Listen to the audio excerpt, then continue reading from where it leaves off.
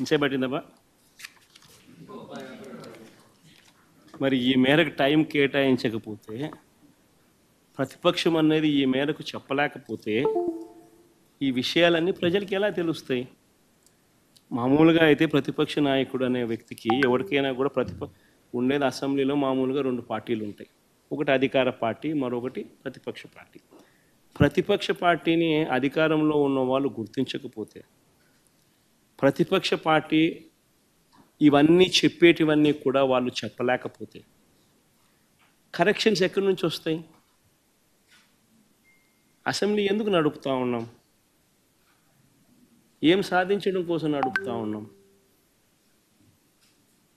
ఎవరు కూడా నీకు వ్యతిరేకంగా మాట్లాడకూడదు, ఎవరు కూడా నీకు వ్యతిరేకంగా చెప్పకూడదు. వాళ్ళకు మైక్ ఇవ్వము, మేము 5 నిమిషాలు మాత్రమే మైక్ ఇస్తాం. 175 మందిలో నీకు ఇచ్చినట్టుగా వాళ్ళకి ఇచ్చినట్టుగా నీకు ఒకరికి మైక్ ఇస్తాము. 5 నిమిషాలు నీ టైం కట్ చేస్తాము, నీ మైక్ కట్ చేస్తాము అని అంటే ప్రజలకు ఇవన్నీ కూడా తెలియకూడదు అనే ఉద్దేశంతో అసెంబ్లీ నడుస్తూ ఉంది.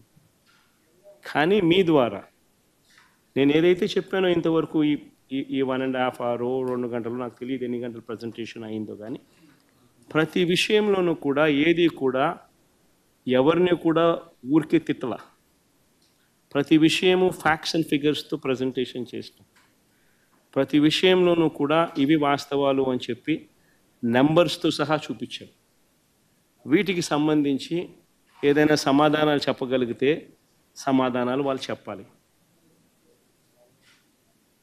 మీ ద్వారా కనీసం ప్రజలకన్నా ఈ మెసేజ్ పోయి ప్రజలందరికీ కూడా జరుగుతూ ఉన్న ఈ రాష్ట్ర పరిస్థితుల మీద ప్రజలందరికీ కూడా అవగాహన కలగాలి అని రాష్ట్ర బడ్జెట్ మీద, గవర్నర్ ప్రసంగం మీద ఒక ప్రతిపక్ష నాయకుడిగా, ఒక ప్రతిపక్ష పార్టీకి సంబంధించిన నాయకుడిగా ప్రతిపక్షం చేయాల్సిన పాత్ర అసెంబ్లీలో చేయలేని పరిస్థితుల మధ్య మీడియా ద్వారా ప్రజలకు కమ్యూనికేట్ చేసే కార్యక్రమం చేస్తూ ఉన్నాం. సార్, స్పీకర్ ఇప్పుడు ఈ అసెంబ్లీలో మీ అసెంబ్లీకి సంబంధించి కానీ బడ్జెట్కి సంబంధించి ప్రభుత్వం 9 నెలల పాలనకు సంబంధించి అనేక వైఫల్యాల గురించి మీరు చెప్తా రావడం జరిగింది సార్ ఇప్పటివరకు. అయితే నిన్న వచ్చినటువంటి పట్టభద్రుల ఎమ్మెల్సీ ఎన్నికల ఫలితాల్లో టీడీపీ గెలిచింది కాబట్టి ప్రజలకు మా పైన ఇంకా నమ్మకం ఉంది, విశ్వాసం ఉంది, అందుకే ప్రజలు మాకు ఓటు వేసి గెలిపించారని సీఎం చంద్రబాబు చెప్తా ఉన్నారు. రమేష్, ఒకటి ఆశ్చర్యకరమైన కలిగించే విషయం ఎప్పుడని చెప్తాను. నేను ఎమ్మెల్సీ ఎన్నికల్లో రిగ్గింగ్ చేసేవాడిని ప్రపంచ చరిత్రలో నువ్వు ఎప్పుడైనా చూసినావా అని చెప్తాను. నేనైతే ప్రపంచ చరిత్రలో ఎమ్మెల్సీ ఎన్నికల్లో రిగ్గింగ్ చేసేవాడిని నా ప్రపంచ చరిత్రలో ఎవడు నేను చూడలా. ఒక చంద్రబాబు నాయుడు అనే వ్యక్తి మాత్రమే ఎమ్మెల్సీ ఎన్నికల్లో రిగ్గింగ్ చేసేవాడిని నేను చూసింది. అయినా కానీ శ్రీకాకుళంలో మాస్టర్లు బాగానే బుద్ధి చెప్పారు కదా. శ్రీకాకుళంలో మాస్టర్లు, గవర్నమెంట్ టీచర్లు, ప్రైవేట్ టీచర్లు అందరూ కూడా బాగానే బుద్ధి చెప్పారు కదా, గట్టిగా అర్థమయ్యేట్టుగా చెప్పారు కదా. ఎందుకంటే అక్కడ రిగ్గింగ్ చేయడం కష్టం. టీచర్లు వచ్చి కొట్లాడతారు, ఎందుకంటే వాళ్ళే బూతుల్లో ఏజెంట్లు, వాళ్ళే బూతుల్లో పోలింగ్ ఆఫీసర్లు, టీచర్లే. సో వాళ్ళ ఓట్లు వాళ్ళకి రాకుండా చేసినామని అంటే వాళ్ళంతా ఒప్పుకోరు. కాబట్టి అక్కడ యూనియన్స్ అన్నీ ఉంటాయి కాబట్టి చేయలేకపోయింది. గ్రాడ్యుయేట్ల దగ్గరికి వచ్చేసరికి ఎవడైనా అంతే అన్నట్టుగా అక్కడ కూడా రిగ్గింగ్ చేసినారు.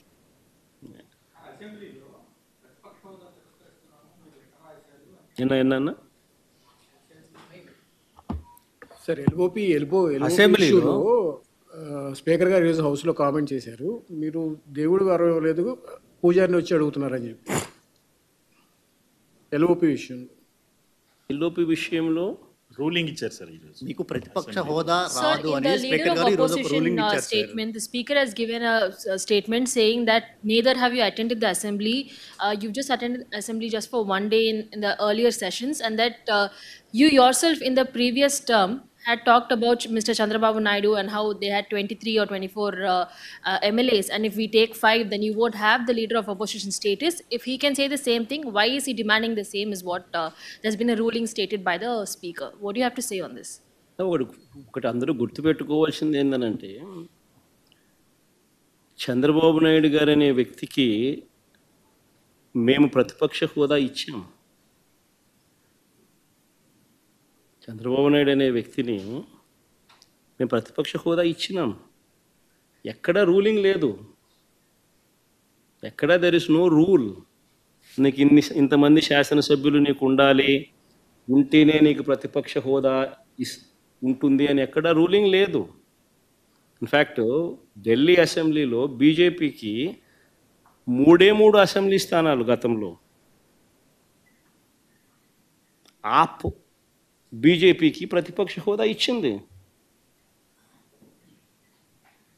మరి 79 స్థానాల బీజేపీ అక్కడ ఉన్న టోటల్ స్థానాలు ఢిల్లీలో 80 స్థానాలకు 77 స్థానాలు ఆప్ వచ్చి సంథింగ్ లైక్ దట్. బీజేపీకి 3 స్థానాలు ఉన్న ప్రతిపక్ష హోదా ఇచ్చినారు. సిమిలర్లీ మేము కూడా తెలుగుదేశం పార్టీకి కూడా 5 మంది శాసనసభ్యులు తెలుగుదేశం పార్టీ నుంచి పక్కన కూర్చుంటామన్నారు. మా వాళ్ళు అయితే ఇంకా లాగేసినామనంటే ఇంకా 10 మంది లాగుతామన్నారు. వద్దు లాగాకండి అని నేనే చెప్పాను.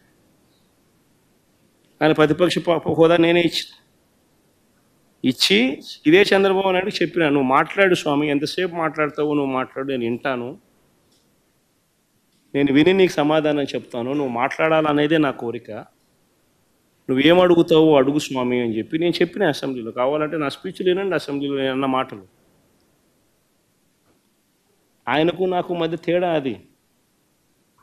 ఏదైనా కానీ అసెంబ్లీ అనేది ఎందుకు జరుపుతూ ఉన్నాం? ఈరోజు అసెంబ్లీలో ఉన్న పార్టీలు ఏవి? అధికార పార్టీలు, ప్రతిపక్ష పార్టీ మాదొక్కటే ఉంది. వేరే పార్టీలు ఎక్కడున్నాయి చెప్పండి? ఉన్నాయా ఎవరన్నా? మన ప్రతిపక్ష పార్టీ అనేది ఎవరికి ఇస్తారు? మాకు ఇవ్వకపోతే ఎవరికి ఇస్తారు చెప్పు? ఉన్న వాళ్ళందరూ మంత్రివర్గంలో మంత్రివర్గ సభ్యులుగా మీరే ఉండరు, మీరే గవర్నమెంట్లో ఉండరు, అంతా మీరే రూలింగ్లో ఉండరు. మీరే ప్రతిపక్ష పాత్ర ఎట్ట పోషిస్తారు స్వామి? నాకు అర్థం కావడంలా. అధికార పార్టీ మీదే, ప్రతిపక్ష పార్టీ మీదే. డబుల్ యాక్షన్ ఇదేమన్నా?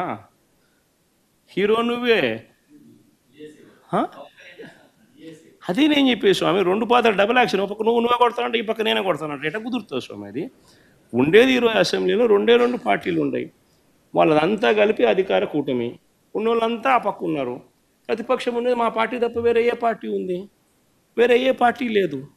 సో వేరే ఏ పార్టీ లేనప్పుడు ప్రతిపక్షం అనేది ఎవరికి ఇవ్వాలి? ప్రతిపక్ష పార్టీగా గుర్తింపు అనేది ఎవరికి ఇవ్వాలి? ప్రతిపక్ష పార్టీగా ఉన్న వాళ్ళకి ఇవ్వాలి. సో న్యాచురలీ ఆ పార్టీకి ఎంతమంది అన్నా ఎమ్మెల్యేలు ఉండని స్వామి, వాళ్ళకు లీడర్ అనేవాడు ఉంటాడు కదా. సో ఆ లీడర్ని ఏమంటారు? ప్రతిపక్ష నాయకుడనే అంటారు కదా, వేరే పేరు ఏమన్నా అంటారా? సో ప్రతిపక్ష నాయకుడు అని చెప్పి నువ్వు ఎప్పుడైతే అంటావో అప్పుడు ఏంది, దాని అర్థం ఏంది?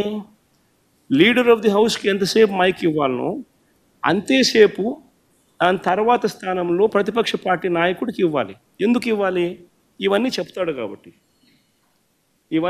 ఇవన్నీ అవతల ప్రతిపక్ష పార్టీ చెప్పినప్పుడు నువ్వు రిపేర్ చేసుకోవాలి కాబట్టి. అది గవర్నమెంట్ చేయాల్సిన డ్యూటీ కాబట్టి, పని కాబట్టి. కానీ ఇక్కడేం జరుగుతూ ఉంది? నేను చెప్పనివ్వను, నేను ఎవరి స్వరము విననివ్వను, నీకు 5 నిమిషాల కన్నా ఎక్కువ మైక్ ఇవ్వను అని నువ్వే డిక్టములు పాస్ చేస్తూ ఉంటే ఏ రకంగా అసెంబ్లీలో ప్రతిపక్షం అన్నది మాట్లాడగలుగుతుంది, స్వరం ఇవ్వగలుగుతుంది? ఇప్పుడు మీరే అన్నారు 1.5 గంటలు పట్టింది సార్ అని. మరి 1.5-2 గంటలు పడుతుంది. మరి ఇవన్నీ నేను మాట్లాడిన మాటల్లో ఏదైనా ఒకటన్నా వేస్ట్ మాట ఏమన్నా ఉందా? బడ్జెట్కి సంబంధించిన డాక్యుమెంట్సే చూపించినాను, బడ్జెట్కి సంబంధించిన అంశాలే ప్రస్తావించినాను. మరి టైం పడుతుంది. మరి ఇంక పట్టుకోకున్నట్టుంటుంది చెప్పు? మరి వినాలా? అవతలోనికి మైక్ ఇస్తేనే కదా నువ్వు అవతలోడు చెప్పగలుగుతాడు. సార్ మీకు ప్రతిపక్ష హోదా అంశానికి సంబంధించి పవన్ కళ్యాణ్ కూడా ఒక కామెంట్ చేశారు. వైఎస్ఆర్ కాంగ్రెస్ పార్టీకి వచ్చినటువంటి ఓట్ల శాతాన్ని, సీట్ల శాతాన్ని బట్టి చూస్తే జర్మనీలో అయితేనే వస్తుంది, ఇక్కడ రాదు, ఇక్కడ 5 ఏళ్ళు రావడం కష్టం అని ఒక విమర్శ చేశారు సార్. ఆ మనిషి కార్పొరేటర్కి ఎక్కువ, ఎమ్మెల్యేకి తక్కువ. జీవితకాలంలో ఇప్పుడు ఎమ్మెల్యే ఒకసారి అయినాడయ్యా.